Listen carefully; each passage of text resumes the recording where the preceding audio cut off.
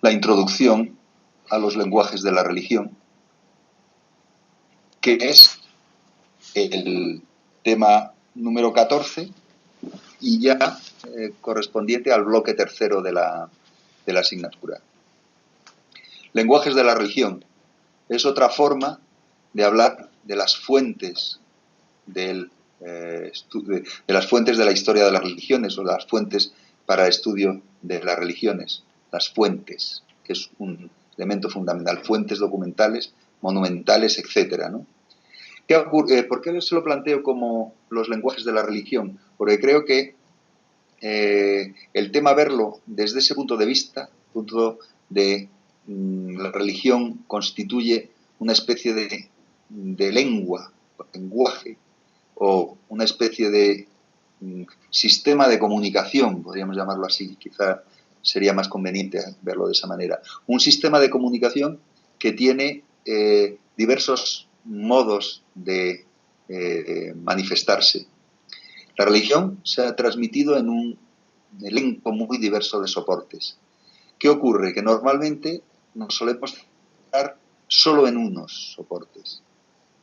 Si somos historiadores o en antropología quizás en menor medida, porque en la antropología hay un gran desarrollo de la antropología de los sentidos, por ejemplo. Hay un gran desarrollo de ciertas formas que van más allá de lo que se expresa con la palabra o lo que se expresa con las ideas. Pero en historia, que muchos de ustedes y muchos y muchas de ustedes son de formación historiadoras o historiadores, pues en historia se tiende a centrarse mucho en el documento y muy particularmente en el documento escrito, aunque también se tiende al documento iconográfico. Pero en religión, la religión se manifiesta en una cantidad muy diversa de soportes, y algunos de estos soportes resultan más significativos de lo que pudiéramos pensar. Soportes en esta mirada que podríamos llamar centrada en los sentidos, soportes del olfato. La religión se manifiesta muchas veces por medio de los olores asociados a la religión, los perfumes, los estudios esos clásicos sobre perfumes como el de Marcel Detienne, de la importancia que tiene el olor en el culto, el que tenían en el culto de los dioses griegos, que hacía atractivo la ceremonia religiosa era extremadamente atractiva. Pues esos soportes hay que tenerlos muy en cuenta, aunque sean difíciles de tenerlos en cuenta. En mayor medida, quizá que en otras ciencias humanas, el lenguaje escrito es solamente uno de los que resultan susceptibles de estudio desde la disciplina. Y a veces no es el principal. Ya hemos hablado antes de la mística, de la alteridad radical de la experiencia mística. Es mucho más difícil de exponer en los modos habituales en los que socializamos la información, que es el lenguaje oral o el lenguaje escrito. Es mucho más difícil de exponer los trances chamánicos. ¿Cómo los expones? Es uno de los problemas que hemos tenido en nuestro grupo de investigación, porque nos interesaba particularmente ciertas manifestaciones, religiones del trance, como pueden ser la santería. Cómo exponer ciertas manifestaciones rituales y culturales de la santería que tienen que ver con este asunto, con el trance. ¿Cómo hacerlo? Se figuran a veces mucho mejor por medio de la imagen, por medio de lo que se oye, la experiencia auditiva, por medio de la construcción simbólica, por medio de un lenguaje que no es un lenguaje tan logocéntrico, tan centrado en la lógica, como es el lenguaje de lo legendario, o para el mundo griego de lo mítico, ¿no? Se manifiestan mucho mejor de esa manera, en esas formas que en las narraciones sistemáticas. Y a veces cuando hay esas narraciones se cargan de los valores paginales. Son como... se convierten en una especie de mundo complejo de palabras que marcan un intento de incluir sonidos en lo que se intentan incluir ritmos. Eso ocurre mucho en los trances en relación con la santería, por ejemplo. Ser capaces de transmitir el hecho rítmico, que también ocurre con el chamanismo, el hecho rítmico, los ritmos que potencian el trance. A veces las palabras hasta incluyen esos ritmos o se convierten en rítmicas, es decir, que casi más que leerlas, las estamos escuchando esos sonidos que se tambalean en nuestra mente, actuando como si fueran reflejos, las palabras reflejos de los golpes de tambor, ¿no? A veces nos encontramos con eso y les estoy intentando exponer esa riqueza de los lenguajes de la religión, porque, pues, por ejemplo, muchas experiencias religiosas se muestran mucho mejor por medio el lenguaje poético, que es mucho menos fácil de sistematizar y de luego convertir en algo que se manifieste como un trabajo fin de máster, por ejemplo, o una tesis doctoral. Difícil a veces eso convertirlo, ese lenguaje poético, ¿no? El símbolo, en fin, todas esas fuentes variopintas, ¿no? Esos mundos imaginales. ¿Qué es lo que nos lleva, en última instancia? Pues a encontrarnos con que nuestros modos de procesar la información, nuestros procedimientos estándar de relación intelectual con lo que generamos, ¿no? A veces no nos satisfacen plenamente. Están cargados de valores demasiado centrados en los ojos. Somos muy oculocéntricos, los ojos, logocéntricos, tal y como planteaba el propio Foucault, ¿no? Que nos pone en guardia de ese oculocentrismo que nos lleva a todo intermediarlo por los ojos y perder a lo mejor elementos que son fundamentales a la hora de la percepción en la religión, como es el olfato, como es el oído, como es incluso el tacto también, que puede ser fundamental en la experiencia religiosa.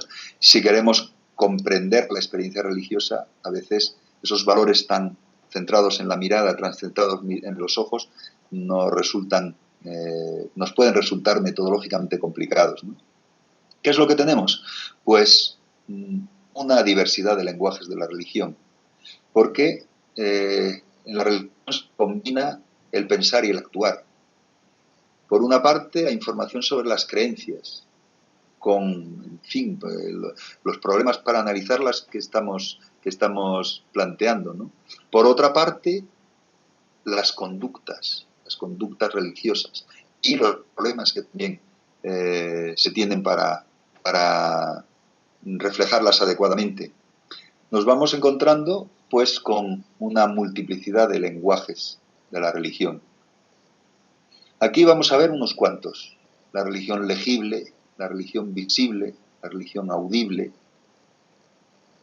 los relatos de la oralidad, que en muchos casos nos resultan extremadamente interesantes porque nos permiten un acceso privilegiado a las creencias. También vamos a trabajar sobre la cultura material, y a veces una cultura material que no tiene palabras detrás y por tanto nos exige una multiplicación de las estrategias analíticas y también de la comparación que nos abre ese mundo, la arqueología, las técnicas estadísticas que nos permiten avanzar en lo cuantificable. Todo eso lenguajes de la religión. Plasmar la religión en un mapa es un lenguaje de la religión, un lenguaje que aúna el territorio y las claves fundamentales de información. ¿Qué ocurre? Pues que la religión se expresa en estos varios lenguajes que requieren estrategias diferentes por parte de quienes nos acercamos a estos lenguajes, ¿no? Y a este campo tan complejo como es la religión. El símbolo o los lenguajes imaginales necesitan que se desentrañen sus claves para hacerlos comprensibles y comparables. La creación literaria religiosa exige que se descubran las pautas de confección por medio de técnicas de crítica literaria, de interpretación profunda, de hermenéutica profunda. Requiere este laberinto en el que imperaría ese Dios que hemos visto antes representado al hablar del método comparado, Hermes, ese Dios de los territorios limítrofes, de la liminaridad que es garantía de la comprensibilidad entre unos ámbitos y otros ámbitos, ¿no? De la propia posibilidad de la comunicación. Por tanto, esa hermenéutica que sería la capacidad de interpretar a veces no solo ideas complejas, sino esto que estamos viendo, sentimientos complejos, sensaciones complejas.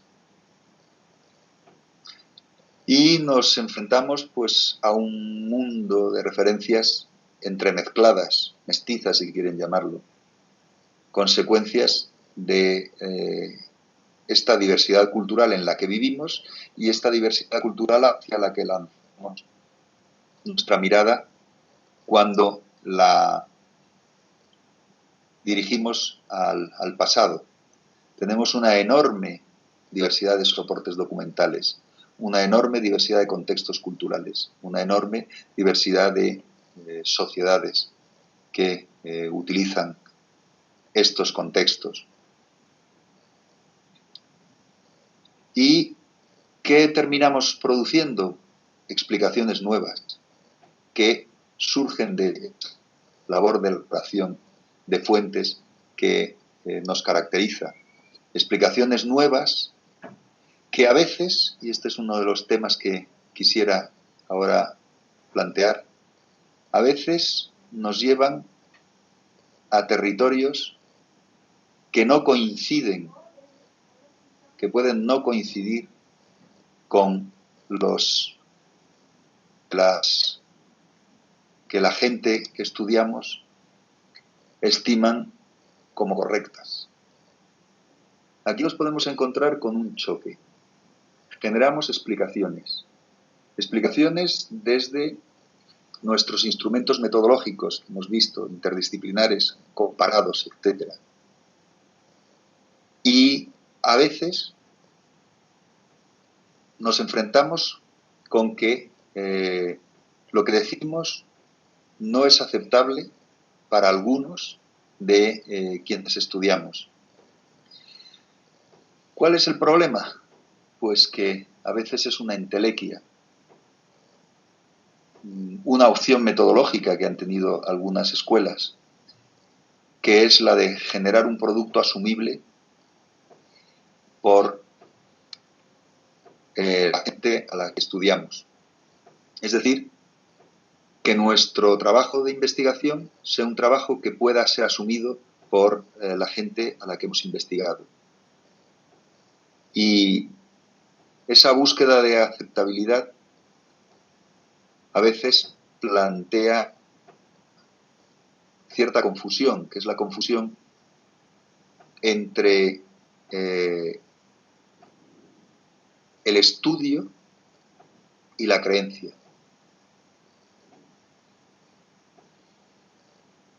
Sobre todo quienes trabajan o trabajamos en religiones vivas, en contextos de creencia vivos.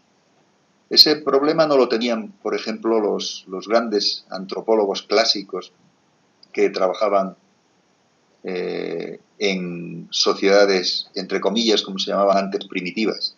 Esos antropólogos coloniales no lo tenían. Trabajaban sobre sociedades vivas, pero no eran sociedades susceptibles de leer lo que ellos producían. Había una ruptura fundamental entre sus, entre comillas, objetos, nosotros llamaríamos más que objetos, sujetos o intersujetos, ¿sí? Desde nuestra intersubjetividad de investigadores en el campo, pero para ellos eran objetos de estudio. Sus objetos de estudio no les iban a leer. En cambio, en la actualidad, incluso hasta trabajando en ese mundo que podría, entre comillas, ser el más clásico de la antropología, correspondería a sociedades, culturas étnicas, incluso ahí encuentras ahora el choque porque te leen, el choque porque te puedes encontrar que lo que tú escribes, hay también antropólogos de esos mismos grupos que generan un producto diferente al tuyo. Ahora mismo, en mayor medida, si estamos trabajando sobre religiones de alrededor nuestro, que muy probablemente es el ámbito en el que más trabajo hallaremos, más trabajo socialmente se nos exige, hay más necesidad de producir investigación ahora mismo. ¿Qué nos vamos a encontrar? Que nuestro trabajo, en alguna medida o en mucha medida, será enjuiciado por quienes estudiamos. Incluso en algunos casos aprobado por ellos, ya que en muchos casos el método de trabajo y la financiación de nuestras investigaciones puede llevar a exigir el refrendo de quienes estamos estudiando. Y eso, por ejemplo, nos ha ocurrido en una parte de las investigaciones que hemos hecho últimamente. Nuestro grupo de investigación, por ejemplo, cuando hicimos la investigación sobre visibilización del budismo, que terminó madurando en el libro El budismo en España,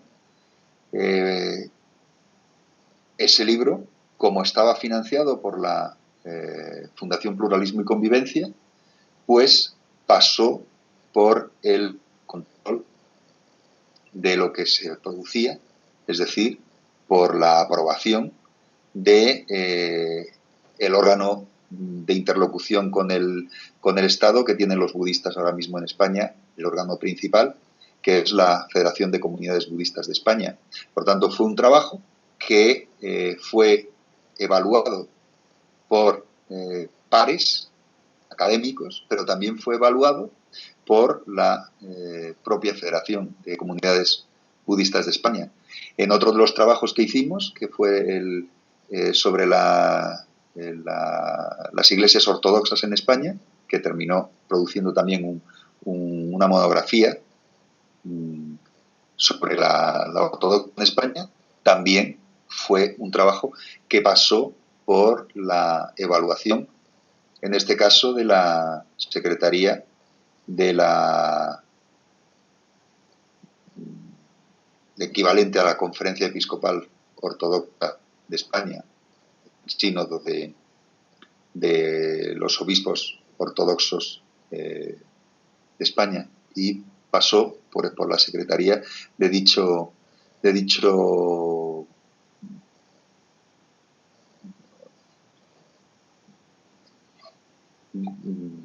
grupo.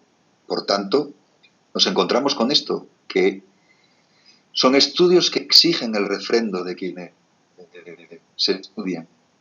Y es un enorme reto metodológico que solo hay un modo, desde mi punto de vista, de encararlo, que es desde un modo contextual, desde el respeto al objeto de estudio, pero ya les he planteado que es un elemento fundamental, el respeto al objeto de estudio, que a su vez se fortalece ese respeto al objeto de estudio desde la mitigación de las posiciones religiocéntricas. Es un elemento clave ese, pero también es un elemento clave la solidez teórica, es decir, la capacidad de enfrentar los argumentos que puedan tener quienes nos evalúan. Eso es un asunto fundamental, que es una exigencia metodológica de primer orden. ¿Por qué? Pues porque hemos de ser conscientes, sobre todo si trabajamos en temas generales de este tipo, como budismo en España o ortodoxia en España, o iglesias ortodoxas en España, lo he dicho, hay una enorme diversidad y hay incluso una diferencia entre unos y otros suficiente como para que lo que pueda ser asumible por unos pueda no ser asumible por otros, dentro de los mismos grupos que evalúan desde dentro, es decir, evalúan, y a los que se somete el refrendo de la investigación. Entonces, es un elemento clave la solidez teórica, y que esa solidez teórica se base, por tanto, en el respeto. Porque trabajar comparando diferentes religiones y sus diferentes fuentes es una labor especialmente complicada. ¿Y por qué? Pues por múltiples razones, y una de ellas porque es imposible conocer de primera mano en sus formatos originales todo lo que se necesita comparar. Y en algunos casos, pues lo que hacemos es aproximarnos. Y esa aproximación se hace por medio de una traducción. Traducción que nunca podría ser literal, sino que hemos de pensarla como una traducción contextual, que se base en la comprensión de las circunstancias y los valores de la creación, de la conformación de esas diferentes religiones en lenguas distintas, en contextos diferentes de manifestación, en estos lenguajes diversos de la religión que hemos estado viendo y que nos exigen ser sensibles a esas intermediaciones, ser sensibles a la necesidad de la contextualidad de nuestra posición, de nuestro rol en el campo de estudio. Les dejo una pregunta, y esta pregunta tiene que ver con lo que hemos estado dándole vueltas en los últimos minutos. Pregunta de ¿cómo gestionar la falta de coincidencia entre las explicaciones del analista y los miembros de las religiones estudiadas? Esto es un tremendo problema, porque a veces te exige quitar cosas. Y es algo que tendrán ustedes que darse cuenta que no queda más remedio que hacer. Cuando se trabaja en el trabajo de campo, y muy particularmente cuando se ha producido una cantidad suficiente de entrevistas, se ha entrevistado a un número suficiente de personas en un contexto de una investigación determinada, encontramos que manejamos mucha más información de la que jamás podremos publicar, porque hay mucha información que puede ser una información de carácter sensible, que puede directamente chocar con lo que unos y otros piensan, o incluso lo que piensan unos de otros. Es un reto que nos podemos encontrar. Otro de los retos también tiene que ver con todo ese material. Ya veremos en algún momento más adelante cómo gestionar la oralidad, qué hacer con todo ese material y cómo guardar ese material, porque en muchos casos tenemos grabaciones que pueden tratar de temas sensibles y pueden tratar de temas que, si no los manejamos de un modo adecuado, pueden generar problemas. Por tanto, no solo es la renuncia al religiocentrismo es importante, sino también la capacidad de ser contextuales, la capacidad de gestionar esa dinámica que siempre van a ustedes a tenerla si trabajan en estos contextos, si trabajan en los contextos del pasado.